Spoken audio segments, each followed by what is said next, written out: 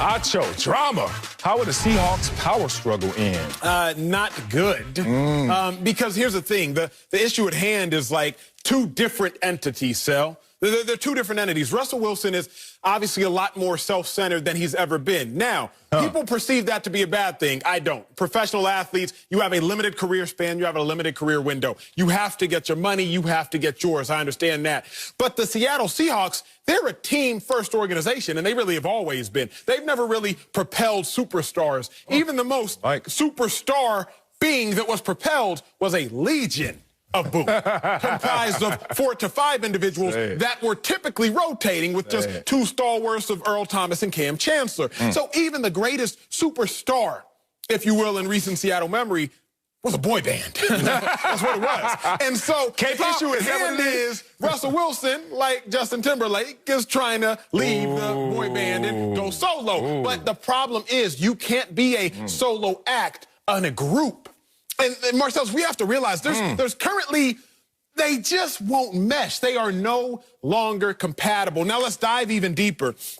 Russ he's now an icon. He's a different dude. He came into the NFL as not a lowly, but kind of a mild third-round pick. He was a third-rounder. Third-round pick. That's what they did. Was never supposed to be the guy. Matt Flynn was paid $26 million, big money back at that time, to be the starting quarterback.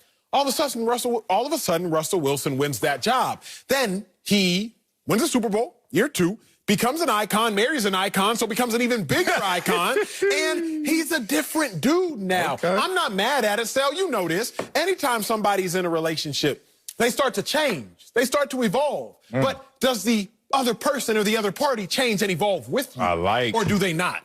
And at this point, Russell Wilson appears to have evolved beyond the Seahawks. He appears to have he has wants and desires that the Seahawks can no longer fulfill. And for that reason, there's a rub. How does it play out? TBD. But there's clearly a rub that I think is currently irreconcilable. Okay. Love it. Love it. Love it. We're off to a fast start. How will this end? With Russell Wilson taking the L and tucking his tail and still being the franchise quarterback for the Seattle Seahawks. A lot of dust is going to get kicked up in the process of getting to that realization.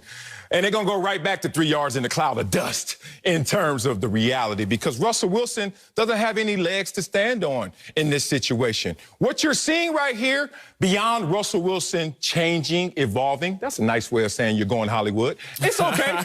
As my coach used to always say, hey, bro, don't come to practice on the red carpet. And Russell Wilson, because now he has his camp, he has his entourage, he has those people speaking with him and for him. He's in that place right now. He's focused in on legacy. Here's the problem with focus on legacy. It removes you from the present. It takes you either to the future or it makes you reflect on the past and maybe not reflect perfectly on that same past. I'm going to talk about the past of Russell Wilson right now, because if I'm Pete Carroll, all we're having is a philosophical difference. But you want to kick up dust, you want smoke. I got smoke for you if I'm Pete Carroll. My philosophy is conservative. When I'm talking about investment, I'm conservative in my approach to football.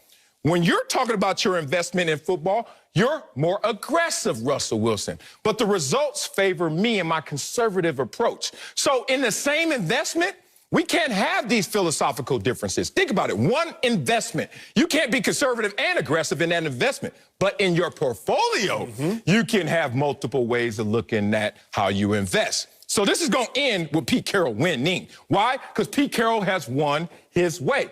The whole Let Russ Cook movement has been cute.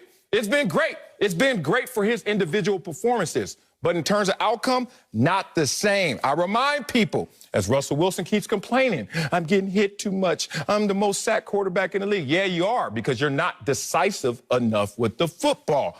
They won a Super Bowl with the second highest pressure percentage in the league. Then the next year, they were in a Super Bowl and would have won if Russ didn't do what he did at the goal line, and lost that Super Bowl with the highest pressure percentage in the league.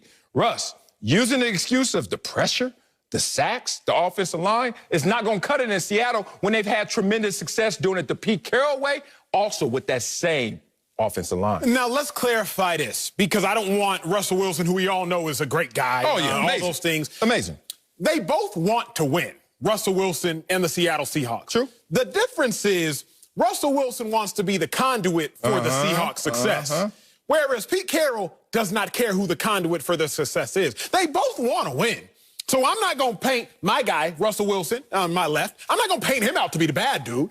I'm not going to paint Pete Carroll out to be the bad dude because they both want to win. The difference is how they achieve or how they attain the winning. When you're looking at Russ, he's gotten to a point, Sel, where he's grown beyond just wanting to win as a game manager. Oh. He's gone beyond that. He's like, no, I don't just want the Seahawks to win. I want them to win through me. And that's where the problem lies. That's where I don't know if you can fix the power struggle because let's go. Pete Carroll, he knows the best way to win. Right? He's done it in college. He's done it in the NFL. He's like, I'm going to run the ball and I'm going to play defense. And I don't know, Sal, if you can change your rules for one dude. You're father of four. If all of a sudden your oldest just had a birthday, right? Yesterday. But when she's at your house, I assume she's under your house. It's your rules. She's an adult now, but it's in the 90 percentile still. Yeah. You get a little wiggle, but so look, right.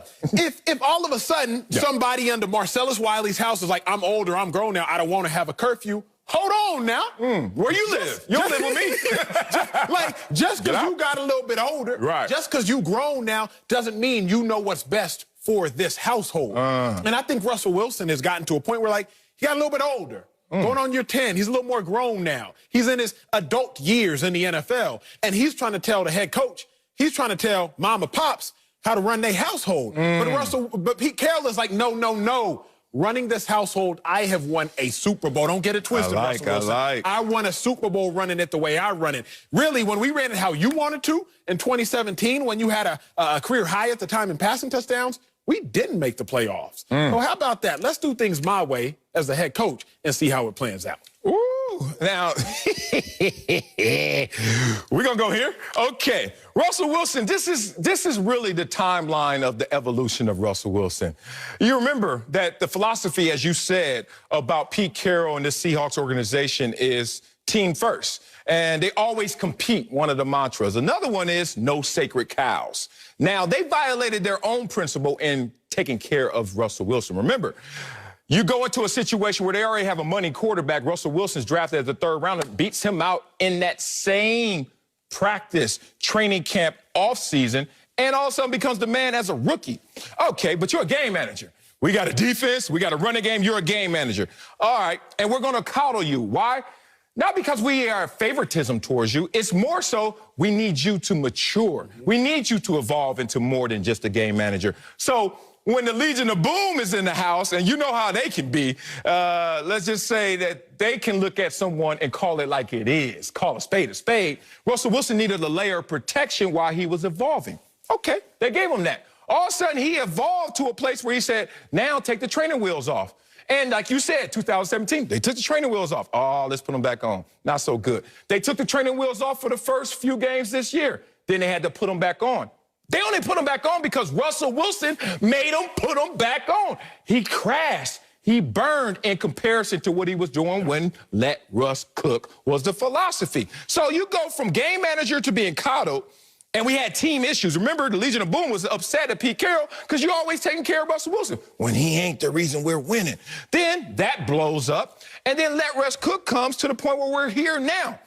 But if you're Pete Carroll, you're like, dog, we won a Super Bowl my way. Bingo. We were in the Super Bowl my way. Bingo. But I'm looking right now at your playoff record. The last one you just lost, 11-27. Come on, Russell Wilson, 40% completion percentage. You've lost 1, 2, 3, 4 of your last 5 playoff games, Russell Wilson. Cook what? Everything stinks. Call the fire department. Fire alarms going off. It's not working. So Pete Carroll will win this tug of war because Pete Carroll has won in this tug of war. Here's the other thing we have to understand. Russell Wilson, big dog, you can't have your cake and eat it too. And I respect you as a man. I respect you as a person. I respect you as a father. I respect you as a husband. I respect you as all that. Can't have your cake and eat it too. When y'all were winning and you had an offensive line that you weren't complaining about, you were only commanding 1% of the team's salary cap. Say it. All of a sudden, you start commanding 15% of the team's salary cap. Now, look, Russell Wilson, no one has to be a mathematician to understand you just gained an extra 14% of the whole piece of the pie. So you can't be eating more but then be mad when other dudes ain't eating. You just can't do it. Say, if you and I go to a restaurant and I order a medium-sized pizza, now I know a medium-sized medium? pizza. I know. I'm smoking that. I'm looking at yours, too. Straight up and down. Hell yeah. Like, all 8 slices gone. If I order a medium-sized pizza, no, for the both of us. Oh, hell no. Exactly. No. And all of a sudden, I start taking a lot of slices. I can't be like, hey, waiter, hey, why ain't my man's got no more food? Because I ate more. You ate it. So, Russell Wilson, you can't be like, hey, Coach Carroll, where my offensive line? He looking at you. You're like, what? Y'all pointing at each other like, what you mean, where's your help? What do you mean, where your offensive line? We paying you the money that we was paying them. Furthermore, we expended draft picks to get you defensive help because you were saying the defense.